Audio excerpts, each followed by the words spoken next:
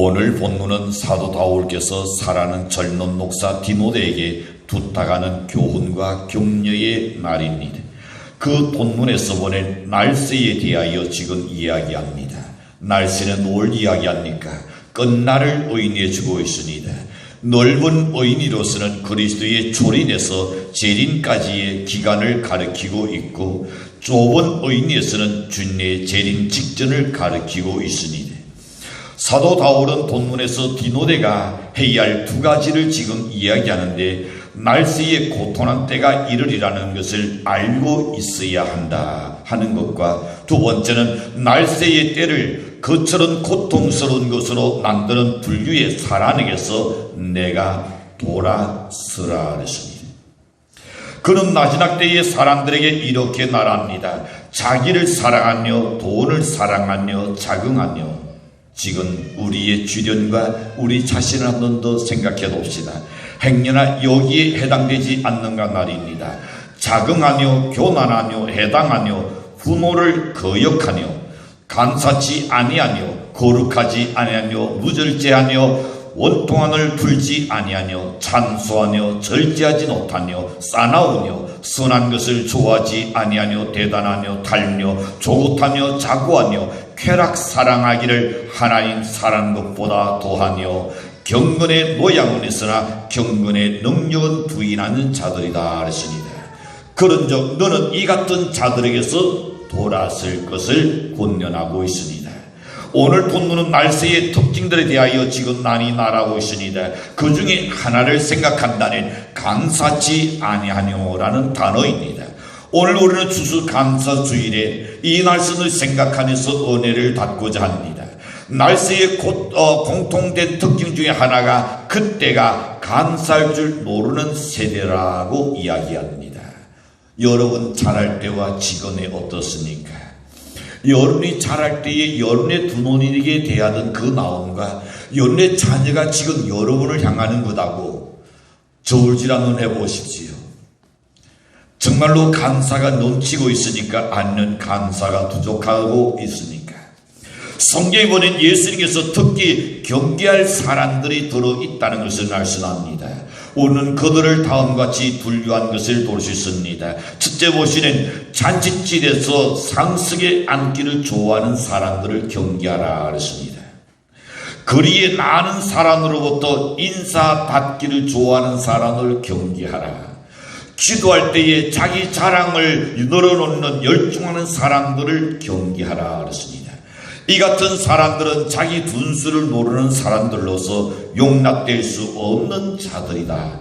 그런 사람들을 경계할 것을 주님께서 말씀하셨습니다.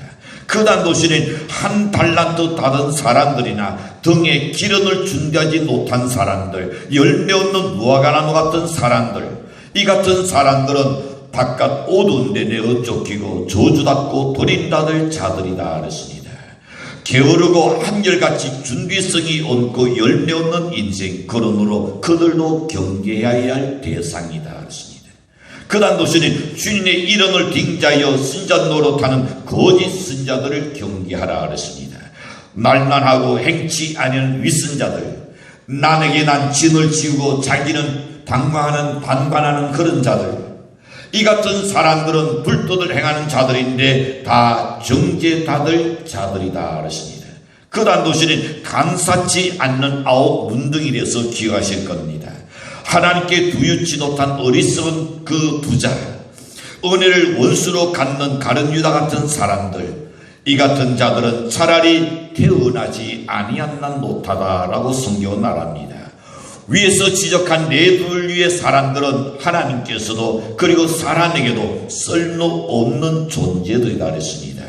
이들 중에서 가장 쓸모없는 사람들은 어떤 사람일까요? 감사할 줄 모르는 사람이라고 쉰 게테도 그렇게 말합니다.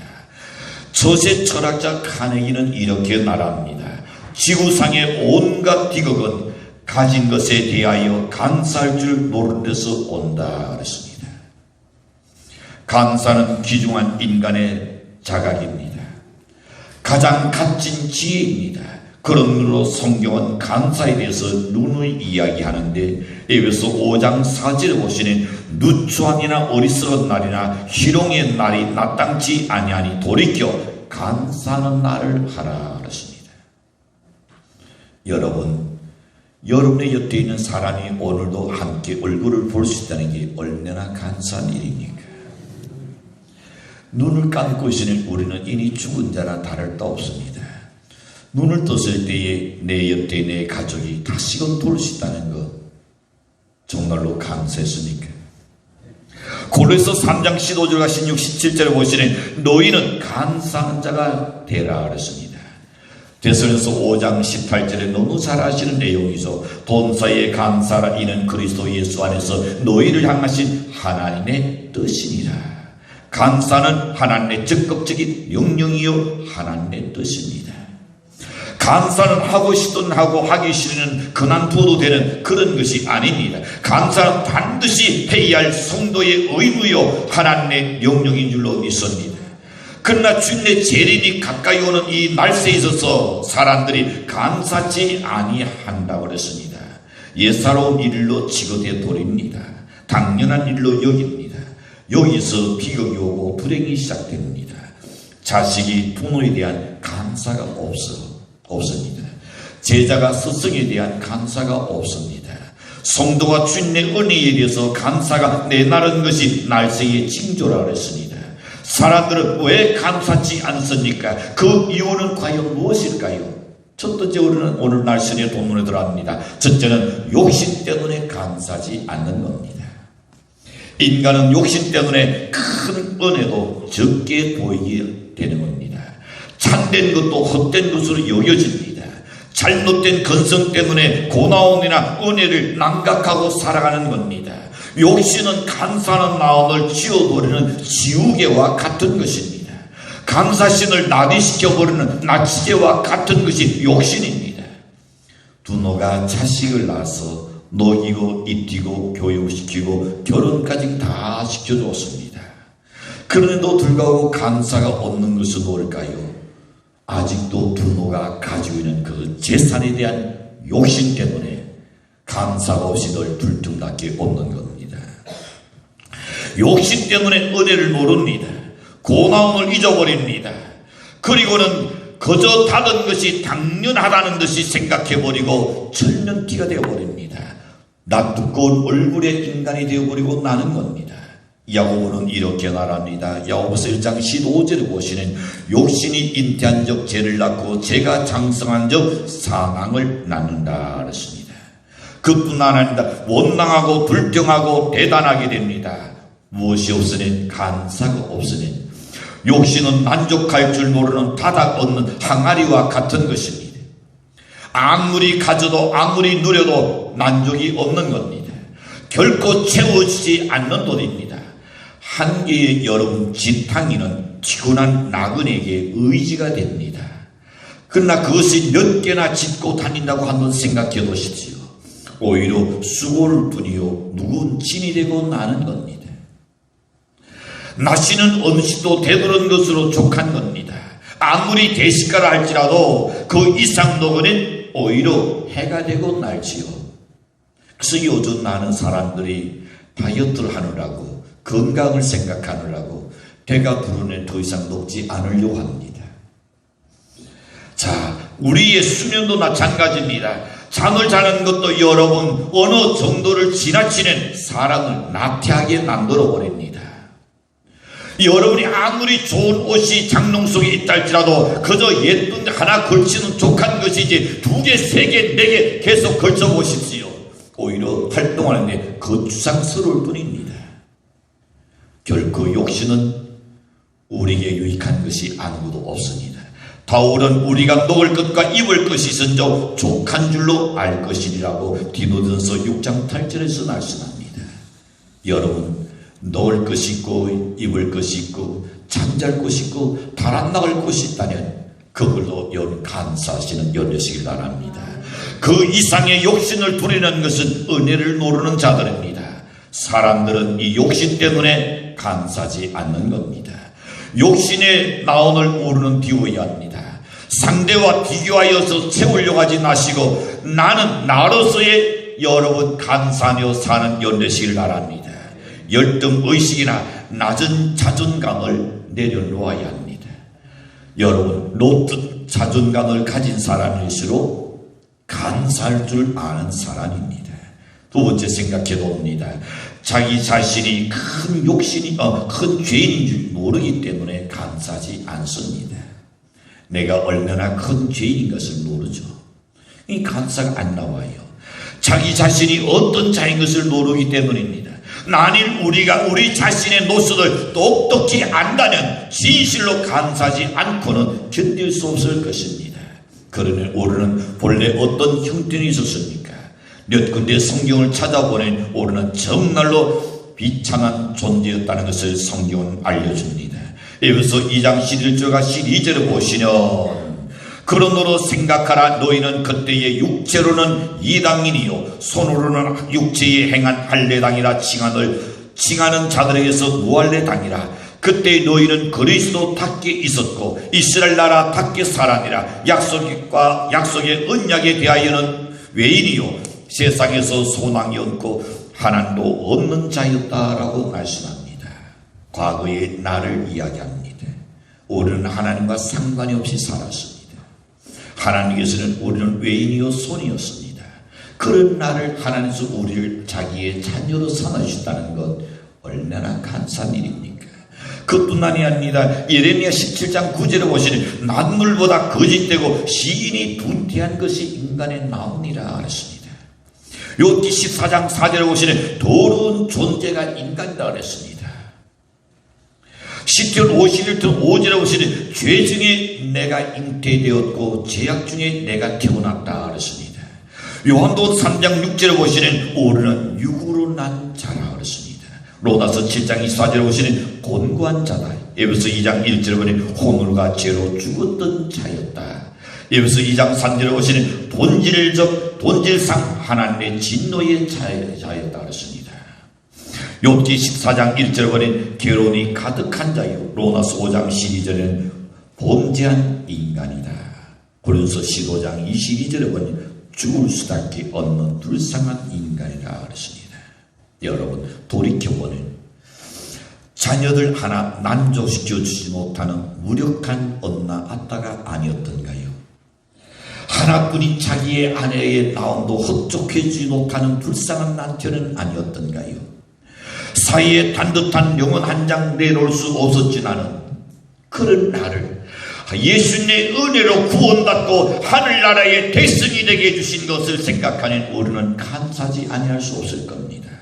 한 가정에 이제는 소중한 가장이 되었습니다. 하나님의 교회의 든든한 일꾼이 된 것이 얼마나 자랑스러운 일인가 말입니다. 에베소 2장 4절과 9절에 보시는 긍휼에 풍성하신 하나님이 우리를 사랑하신 그 큰 사랑을 인하여 혼물로 죽은 우리를 그리스도와 함께 살리셨고 너희가 그 큰 은혜로 구원을 얻은 것이라. 너희가 그 은혜로 인하여 믿음으로 말미암아 구원을 얻나니 이것이 너희에게서 난 것이 아니요 하나님의 선물이라. 행위에서 난 것이 아니니 누구든지 자랑지 못하게 하려 하시니라. 큰 죄인이 하나님의 은혜로 구원받은 것을 생각하는 감사하지 아니할 수 없는 겁니다. 제가 기억하는 것은 내가 예수를 만나는 그 순간이었습니다. 그때의 그 교회에 하나의 사진이 있었습니다. 예수님의 머리 난 딱이고 가신 연료안 서시고 그리고 피가 흐르는 그 모습의 사진이 걸려 있었습니다. 그 사진을 볼 때에 바로 주님이 나를 위하여 내 잘못된 그릇된 생각과 그릇된 마음과 그릇된 행동으로 인하여 주님이 대신 십자가에 지셨던 그 피 흘린 사건이 내 가슴에 와닿을 때에 그렇게 내 마음이 참 저려왔던 것을 기억합니다. 여러분, 오늘 우리는 큰 죄인 것을 모르면 감사가 안 나와요. 자기의 부족을 모르면 감사가 안 나옵니다. 아무리 내가 잘하고 해준다 할지라도 그래도 상대에 대해서 부족한 부분이 있지 않겠어요? 그래서 감사하는 마음, 그게 대단히 중요합니다. 세 번째 생각해 봅니다. 감사가 없는 것은 하나님의 크신 은혜를 모르기 때문이라 하였습니다. 오늘 본문에 보낸 감사치 아니하며라는 단어가 누가복음 6장 35절에 쓰는 은혜를 모르는 자로 번역되어 있습니다. 그런즉 감사란 은혜를 모르는 자, 고나움을 모르는 사람, 이것은 불행입니다. 우리 주위에는 은혜를 모르는 자가 너무나 많이 있다는 것을 알아야 합니다. 이웃의 고나움을 모릅니다. 부모의 큰 사랑을 모릅니다. 밖에서 수고하는 남편의 은혜를 모릅니다. 집에서 수고하는 아내의 고나움을 모르는 것입니다. 어떤 이는 이야기합니다.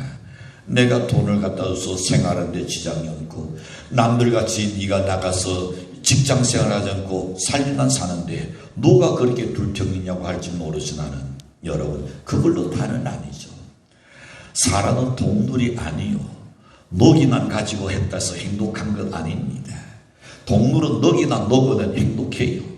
사람은 이 마음속에 사랑을 받아야 할 줄로 믿습니다. 사랑이 공유될 때에 비로소 행복한 거예요. 나물 먹고 물 마시고 팔되게도 그것이 행복한 줄로 믿습니다. 일터가 있다는 것이 얼마나 고맙습니까? 하나님의 놀라우신 은혜를 모릅니다, 사람들이. 그래서 인간들은 감사가 상실해버립니다. 그래서 대역난득한 자가 되어버리고 마는 것입니다. 사무엘 라이저 위저는 미국의 유명한 변호사였습니다. 그는 사형수 78명을 구한 것으로 널리 알려져 있는 변호사, 국민 변호사였습니다.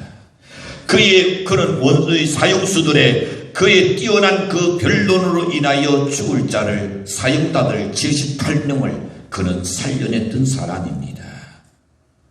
그러나 그 많은 사람 중에 은인에게 성탄절 때 크리스마스 카드 한 장 보내온 사람이 없었다는 것을 그는 말합니다. 사람들은 생명의 은인도 잊어버립니다. 그가 사형에서 이전에 해당됐을 때는 고나스미어스를 얼마나 했겠습니까? 붙잡고 눈물로 흘리면서 간세했을 겁니다. 시간이 지나가니 그것이 다 상실돼 잊어버립니다. 이것은 정말로 무서운 일입니다. 안토니우스는 세상에서 가장 악한 것은 은혜를 알지 못하는 일이라고 말했습니다. 정말로 적절한 표현입니다. 다윗은 대역난득한 나발을 향하여 사무엘상 25장 1절에서 22절까지 보시는 그가 악으로 나의 선을 갖는다, 악으로 나의 선을 갖는다 했습니다. 그리고 탄식하는 줄 봅니다. 예수님께 병 고친다던 눈둥이 10사람 가운데 사마리아 한 사람이 찾아와서 그 은혜에 감사하고 그때 주님이 물었습니다. 너희 열이 너도 고침받지 않았냐? 예, 고침받았습니다. 아우는 어디 갔느냐? 주님께서 대단히 스스퇴한 모습을 볼 수 있습니다. 이사야 선지자는 대역난득한 백성을 향하여 이렇게 탄식했습니다. 이사야 1장 2절과 4절 보시면 하늘 위에 들으라, 땅 위에 귀를 기울이라. 여호와께서 말씀하시기를 내가 자식을 양육하였거늘 그들이 나를 거역하는도다. 소는 인자를 알고 나귀는 주인의 구유를 알렸난 이스라엘을 알지 못하고 나의 백성은 깨닫지 못하는도다. 선자를 슬프게 한 것은 건수가 아니라 사람이었습니다. 하나님께 대역난득한 것은 산천초록이 아니라 선민 이스라엘이었습니다. 이것은 분명히 하나님의 은혜에 대한 대역난득입니다. 이것은 무서운 죄입니다. 스폴전 목사님은 대역난득은 인간의 가슴을 타고드는 죄악의 독사다고 표현했습니다. 확실히 우리는 감사할 줄 모르는 세계 속에 지금 살고 있는 것은 아닐까 말입니다.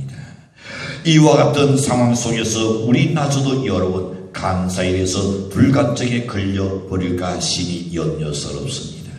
사람들은 욕심 때문에 감사하지 못한다 했습니다. 무거운 욕심을 내려놓으시고 사시기 바랍니다. 자기 자신이 얼마나 큰고 무서운 죄인 것을 알지 모르기 때문에 사람들은 감사할 줄 모릅니다. 죄의 용서받은 그 은혜를 모른다 말입니다. 뿐 아니라 하나님의 큰 은혜도 받고도 그것을 모르기 때문에 감사하지 않는다 그랬습니다. 그러나 우리는 감사하지 못한 죄를 우리는 회개해야 합니다. 하나님께만이 아닙니다. 사람에게도 마찬가지입니다. 여보, 당신의 그 은혜에 대해서 우리가 감사할 줄 알고, 또한 여름에 살아난 자녀에 대해서도 감사할 줄 알고, 자녀는 내가 오늘에 있기까지는 나의 두 노인이 계셨다는 그것을 잊지 말고, 잘났던 못났던 나를 낳으신 나의 두 노인에 대한 감사를 잊어서는 아니 될 줄로 여겨주십니다. 여러분, 감사는 거저 되는 것이 아닙니다. 감사도 힘을 써야 합니다. 감사도 노력해야 합니다. 항상 감사하기를 원한다면 다음 몇 가지를 유의하시기 바랍니다. 첫째는 감사할 조건을 찾아야 합니다. 그냥 감사하다, 뭐가 감사한데 할 날이 없어요. 여러분, 감사할 조건을 찾아보십시오. 사람과 사람 사이에도 감사할 수 있는 것, 불평 찾지 마시고요, 원망 찾지 마시고, 그가 내게 잘못해 주는 것만 찾지 마시고, 그거나 헤아리지 마세요. 그가 있기에 내가 참 감사하다 할 수 있는 감사의 조건을 찾아야 합니다. 나의 삶 속에 감사할 것이 없는가 하고 한번 좀 생각하면서 찾아볼 수 있는 여유 되시길 바랍니다. 두 번째는 다른 축복을 헤아릴 줄 알아야 합니다. 우리는 나란히 누리고 살고 있습니다. 그런데도 불구하고 우리는 불평합니다. 그런데도 불구하고 우리는 늘 원망합니다. 그리고 불구하고 우리는 늘 부족하다고만 생각합니다. 아무개의 뒤에서 자신은 부족하다고 여깁니다. 아무개의 뒤에서 당신은 뭘 하느냐고 재촉합니다. 여러분, 우리가 누리고 있는 것을 감사해 보십시오. 여러분이 받은 복을 한번 세해 보시기 바랍니다. 무엇보다도 여러분 건강하다는 것 감사하지 않습니까? 이 자리에 앉아서 계시고 예배 드리시다는 것 감사하지 않습니까? 아무리 돈이 나는 걸 놓았니까 지금 중환자실에서 하루 이틀 지금 오늘 내일 시간을 다투고 있는 사람들에게 무슨 돈이 필요하겠습니까? 무슨 명예가 필요하겠습니까? 무슨 권력이 필요하겠습니까? 우리가 생명이 있고 호흡할 수 있다는 것, 그것도 감사지요. 연애 사람은 가족이 있다는 것 얼마나 감사합니까? 하루 종일 일하고 집으로 돌아가면 나를 당겨주는 자가 있다는 것이 얼마나 감사합니까? 홀로 계시는 분들에게는 정말 죄송한 이야기지만 그분들이 하는 이야기가 그렇습니다. 해가 있을 때는 바깥에서 마음껏 활동하다가, 그리고 해가 저물었을 때에 집으로 들어갈 때에 지단이 불이 안 켜져 있는 것 보면 마음이 싸늘해진다는 겁니다. 그 말을 들을 때에 왠지 내 가슴이 짠해지더라고요. 여러분, 누군가가 나를 당겨주고 있고 누군가가 나를 기다리고 있다는 거 감사하시길 바랍니다. 그 다음에는 마음뿐 아니라 물질로도 정성스럽게 감사를 표현할 줄 알아야 합니다. 여보 고마워, 그것보다는 하루에 작은 것 하나도 여름 손 내밀 때에 얼마나 여름 고마운 게 여기 있습니까? 여기에 꽃 한 송이 있습니다. 별것 아니다고 생각하면 별것 아닐 거예요. 그러나 어느 날 여러분이 집에서 수고하고 있는, 손이 부르트도록 일하고 있는 아내에게 여보 고마워 하실 때는 이 꽃 한 송이 속에 그 사람의 나온이 담겨 있을 겁니다. 이것을 나는 아내의 나온은 아마 천문보다 더 귀하다고 여겨집니다. 나의 남편이 나를 생각하고 사랑하고 있다는 것, 표현이지요. 감사는 마음뿐 아니라 물질로도 정성스럽게 표현할 수 있어야 하는 겁니다. 하나님은 감사하며 사는 자의 그 빈자리를, 빈 그릇을 반드시 채워주신다고 딜러서 4장 19절 보내 나의 하나님이 그리스도 예수 안에서 영광 가운데 그 풍성한 대로 너희 모든 설 것을 채우시리라. 감사는 여러분의 신념과 가정과 여러분의 손길 위에 하나님의 풍성함이 채워주시기를 주님으로 간절히 축복합니다.